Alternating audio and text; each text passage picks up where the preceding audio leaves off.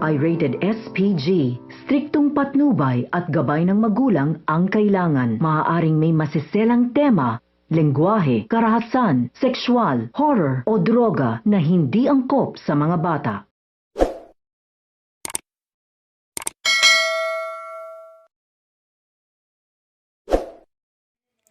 Mahuli ni Marge ang kanyang ina at kanyang biyanang lalaki na magkasama sa isang kwarto na may ginagawang milagro. Napasigaw nga ito sa kanyang nakita. Binalaan siya ni Greg na first time niya umano magtaksil kay Rina at lahat ng kanilang kasambahay at driver ay alam umano at wala silang choice kundi tanggapin ito dahil hawak niya sa leeg ang mga ito. Samantala, malungkot naman si Rina dahil may babae naman umano si Greg. Naawa naman si Marge sa biyanan. Samantala, makikita naman ni Aling Yoli ang kahon ng kwintas sa kwarto ni Jobert. Malalaman niya na binigay iyon ni Greg kay Aling Evelyn.